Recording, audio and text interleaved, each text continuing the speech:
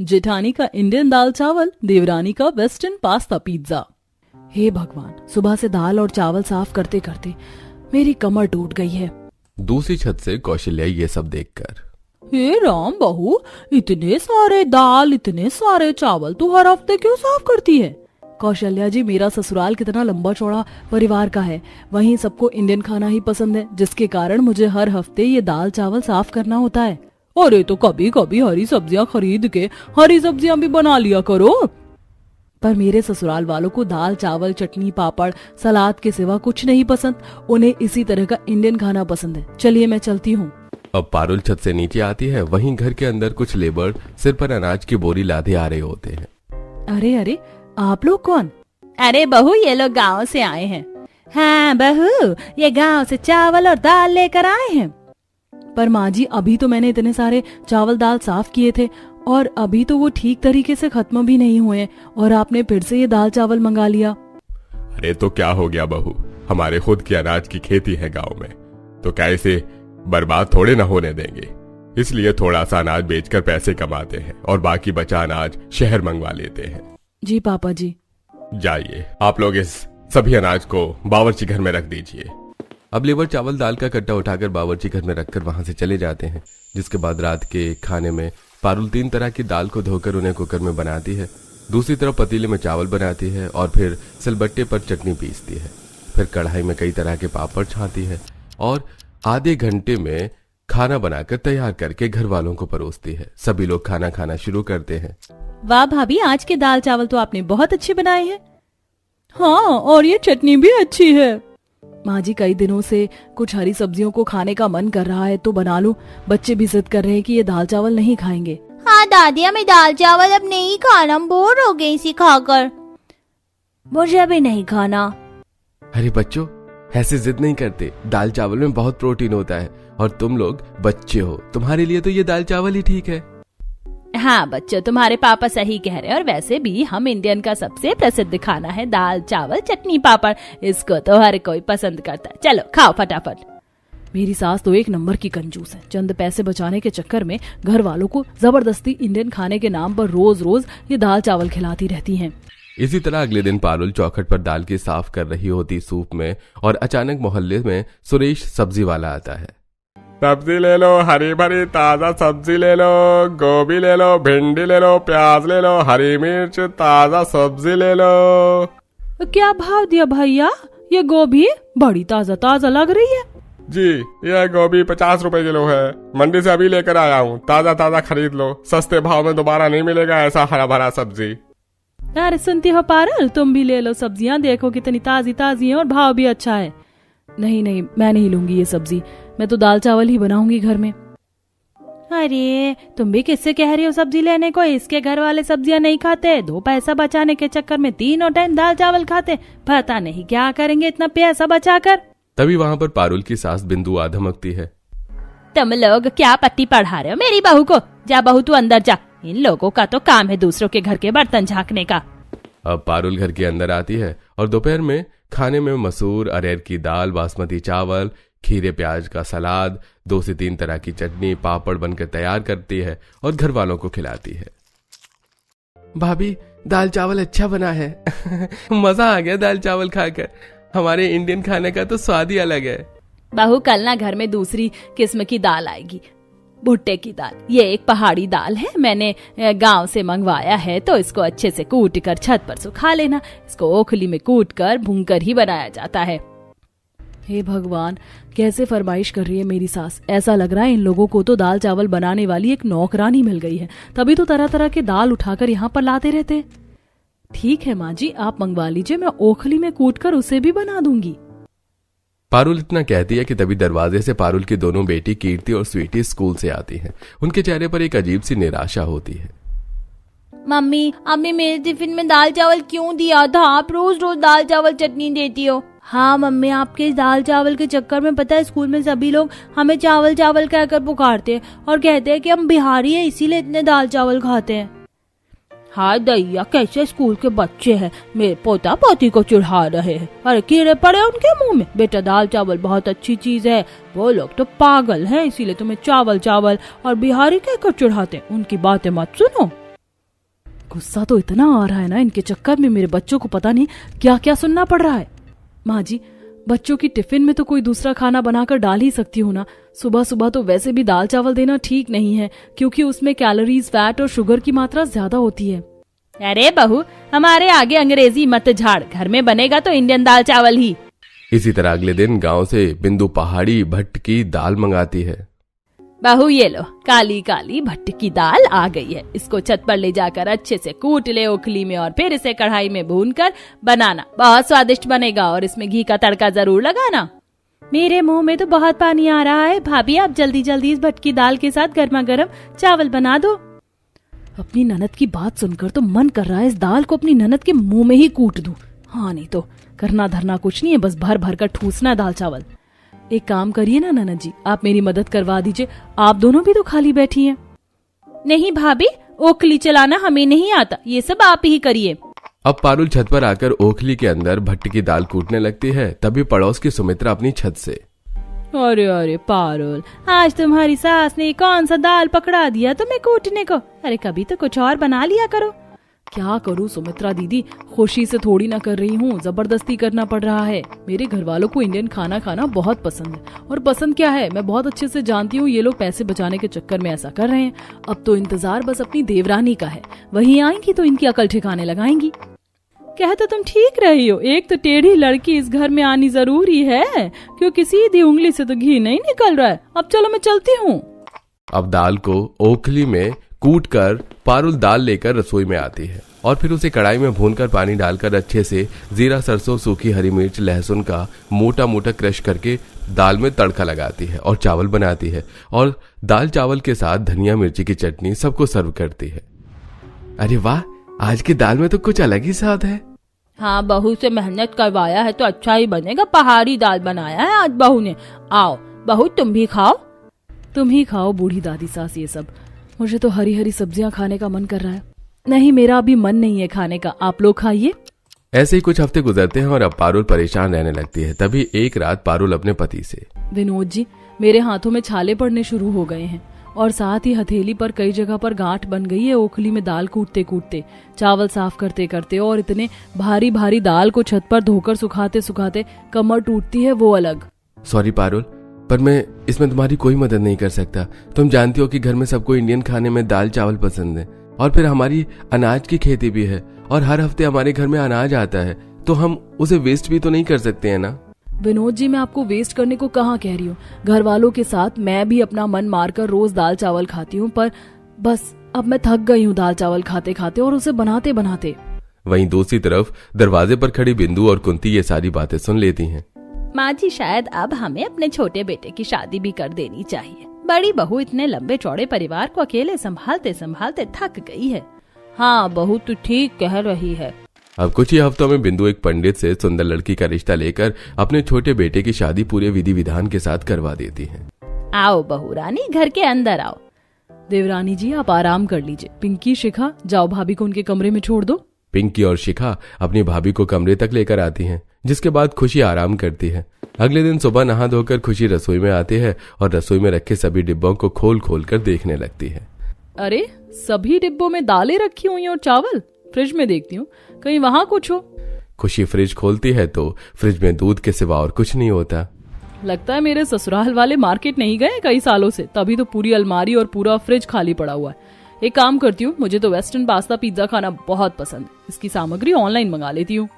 अब western pasta pizza बनाने के लिए सारा सामान खुशी ऑनलाइन मंगवाती है, जिसके बाद वो बारीक सब्जियों को काटकर पिज्जा डो पर कैप्सिकम, कैरेट, चीज, पनीर, मेयोनीज जैसी कई चीज डालकर उसे माइक्रोवेव में बनाती है और दूसरी तरफ कढ़ाई में white sauce pasta, red sauce pasta, creamy pasta बनाकर तैयार कर लेती है और सभी खाने को डाइनिंग टेबल पर सर्व करती है। अरे छोटी चाची, आज आपने क्या बनाया है? अरे ये सब क्या है? बच्चों, ये वेस्टर्न पास्ता पिज्जा है, जैसे red sauce, white sauce, creamy pasta और कई तरह के पिज्जा भी हैं। Mushroom pizza, paneer pizza, onion pizza, टमाटर पिज्जा। बहू, ये सब तूने किससे पूछकर बनाया? घर में दाल चावल नजर नहीं आए क्या तुझे? मम्मी, दाल चावल तो खाते ही हैं, पर पता नहीं क्यों आज मेरा वेस्टर्न पास्ता पिज्जा खाने का मन कर रहा है। इसमें से बहुत अच्छी खुशबू आ रही है।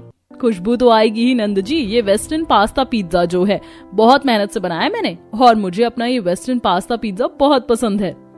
बड़ी बहू, जा हमारे लिए दाल चावल बनाकर लेकर आ, हम ये आलतू फालतू की चीज नहीं खाएंगे। बहू मेरे लिए भी दाल चावल ही लेकर आ। और बहू आज तो बना दिया अपना ये वेस्टर्न खाना, पर दोबारा मत बनाना, हमारे घर में दाल चावल ही बनता है। बड़ी बहू इसे समझा देना। जी पापा जी, मैं आती हूँ।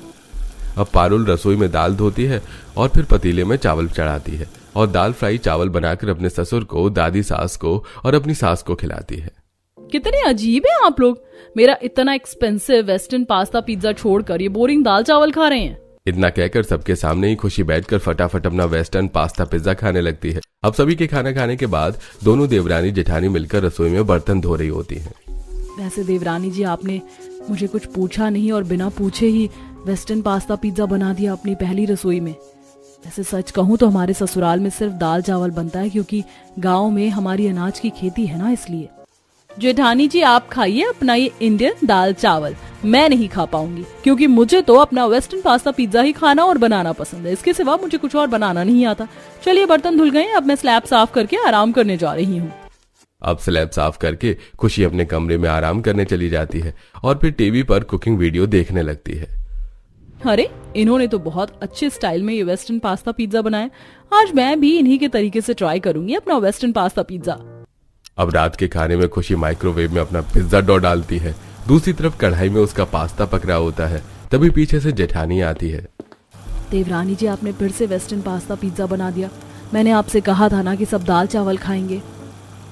पर जेठानी जी, मैंने भी तो आपसे कहा था कि मुझसे ये बीमारियों वाला दाल चावल नहीं खाया जाएगा। मुझे बनाना भी सिर्फ वेस्टर्न पास्ता पिज्जा ही आता है। आप चलिए, घर वालों से मैं निपट लूंगी।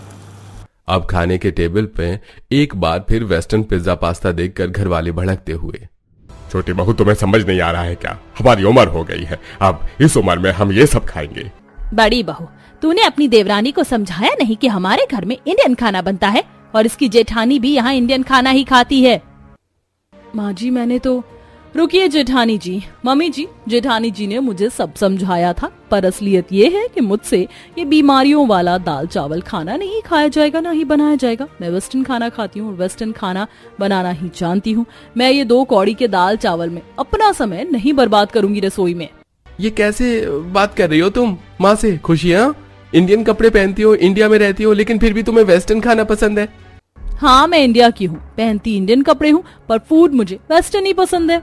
अब मुंह बना के सभी लोग वेस्टर्न पास्ता पिज्जा खाते हैं और जाकर अपने अपने कमरों में आराम करने लगते हैं। तभी रात में चुपचाप पारुल रसोई में आती है और अपनी देवरानी का वेस्टर्न पास्ता पिज्जा छुप कर खा रही होती है। मेरी देवरानी तो झांसी की रानी निकली, एक ही दिन के अंदर अपनी पसंद का खाना सबको खिला दिया, और मैं यहाँ 8 साल से दाल चावल खा रही हूँ। वैसे वेस्टर्न पास्ता पिज्जा तो बहुत अच्छा है खाने में। वहीं रसोई की सिधाई पर खुशी का कमरा होता है और वो वहां से सब कुछ देख लेती है। इसी तरह अगले दिन पारुल छत पर हमेशा की तरह दाल सुखा रही होती है। जेठानी जी, ये आप क्या कर रही हो? इतने सारे दाल और ये चावल क्यों साफ कर रही हो?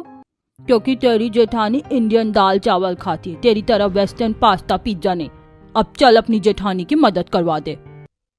दादी जी, मैं क्यों मदद करवाऊं? मैं थोड़ी ना खाती हूँ ये दाल और चावल जो मैं साफ करूं। मैं तो अपना वेस्टर्न खाना खाती हूँ और जा रही हूँ उसे ही बनाने। इसी तरह एक बार फिर खुशी रसोई में अपने वेस्टर्न पास्ता पिज्जा बनाने लगती है। इस बार वो पास में अंडा फोड़ कर डालती है और कुछ वेजिटेबल्स डालती है। दूसरी तरफ माइक्रोवेव में तैयार किया हुआ पिज्जा डालती है और बनाकर घर वालों को परोसती है। बाप रे, छोटी बहू जब से आई है तब से बाहर का गड़म तगड़म बना रही है। बड़ी बहू ने इस घर में 1 रुपया बाहर के खाने में बर्बाद नहीं किया। छोटी बहू तो पानी की तरह पैसे बहा रही है। अरे, अपनी पसंद का खाना खाने में अगर इंसान पैसा खर्च कर रहा है तो उसमें गलत क्या है? अब 2 पैसा बचाने के चक्कर में जबरदस्ती बीमारी वाला खाना तो खाऊंगी नहीं ना। देवरानी जी, ऐसा मत कहिए, वो बड़ी हैं आपसे। जेठानी जी, आपने थोड़ा कम सोचा कीजिए और दिमागी तौर से थोड़ी प्रिपेयर हो जाइए। आप ना लोगों के बारे में सोचते सोचते भूल गई हैं कि आपको क्या पसंद है क्या नहीं। हाँ हाँ, अपनी तरह हमारी बड़ी बहू को भी भड़का। बड़ी बहू, जा हमारे लिए तो दाल चावल बना कर ला। अब पारुल घर के आधे सदस्यों के लिए दाल चावल बनाकर लेकर आती है। अब ससुर, दादी, सास और सास वही खाती हैं। अब देखते ही देखते खुशी का उसके ससुराल में 3 से 4 हफ्ते गुजरते हैं और वो प्रेग्नेंट हो जाती है। कांग्रेचुलेशंस भाभी, आप प्रेग्नेंट हो गई। बधाई हो बहू। जा बड़ी बहू, इसी बात पर गर्मा गर्म इंडियन दाल चावल बना ले अपनी देवरानी के लिए। ओ प्लीज मम्मी जी, मैं प्रेग्नेंट हूँ और आप मुझे दाल चावल खिलाने की बात कर रही हैं। मुझे तो स्पाइसी वेस्टर्न पिज्जा पास्ता खाना है। राजेश चलो ना मुझे बाहर लेकर। राजेश अब अपनी पत्नी को ऐसे जिद करता देख उसे बाहर रेस्टोरेंट में वेस्टर्न पास्ता पिज्जा खिलाता है। इसी तरह अगले दिन देवरानी एक तरफ अपना वेस्टर्न पास्ता पिज्जा बना रही होती है और दूसरी तरफ जेठानी अपनी इंडियन दाल चावल। देवरानी जी, अब तो आप प्रेग्नेंट हो गई हैं, अब तो आप अपना ये वेस्टर्न पास्ता पिज्जा मत खाया कीजिए, बच्चे पर क्या असर पड़ेगा। जेठानी जी, मैं आपका बोरिंग इंडियन दाल चावल नहीं खा सकती। एक पल को मैं ये वेस्टर्न खाना छोड़ दूं, पर हमारे ससुराल वालों का क्या करूं जो हर दिन ये बोरिंग दाल चावल खाते। अगर कुछ और बनता तो मैं सोच भी सकती थी इसे छोड़ने की। अब दोनों ही देवरानी जेठानी अपनी अपनी इंडियन और वेस्टर्न खाना बनाकर डाइनिंग टेबल पर लगाते हैं और खुशी सबके साथ बैठकर अपना वेस्टर्न खाना खा रहे होते हैं। वहीं आधे सदस्य दाल चावल खा रहे होते हैं और खुशी ऐसे ही प्रेगनेंसी जैसे हालात में भी अपने बेस्ट फ्रेंड पास्ता पिज्जा कभी बाहर से तो कभी खुद घर में बनाकर खा रहे होते हैं।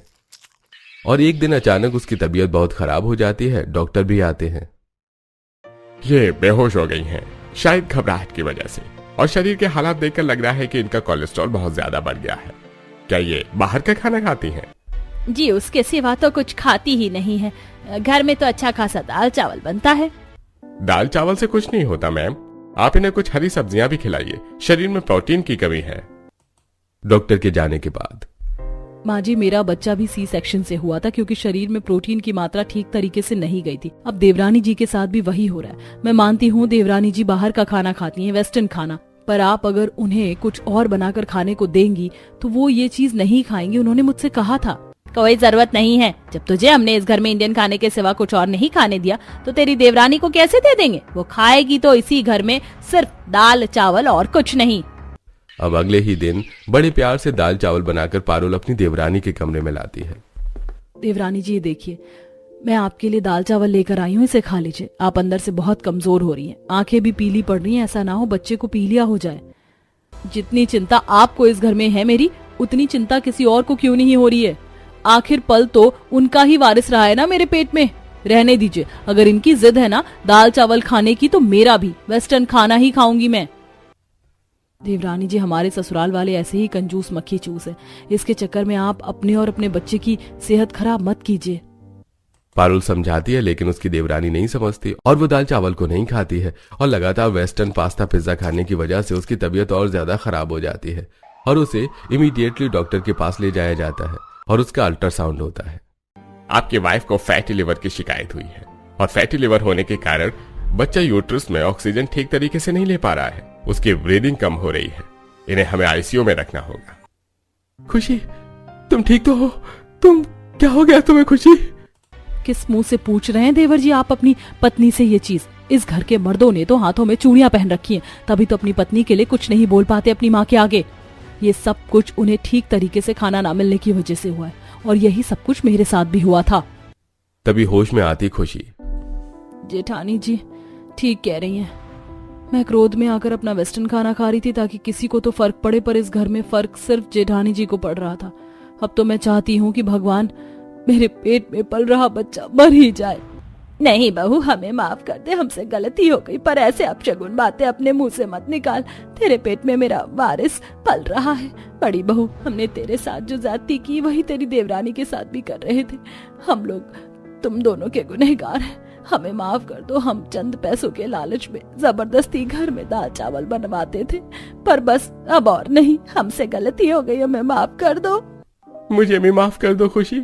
अब दोनों ही बहू घर वाले को माफ कर देती हैं और घर वाले भी अब दोनों ही बहू को उनकी पसंद का खाना खाने देते हैं।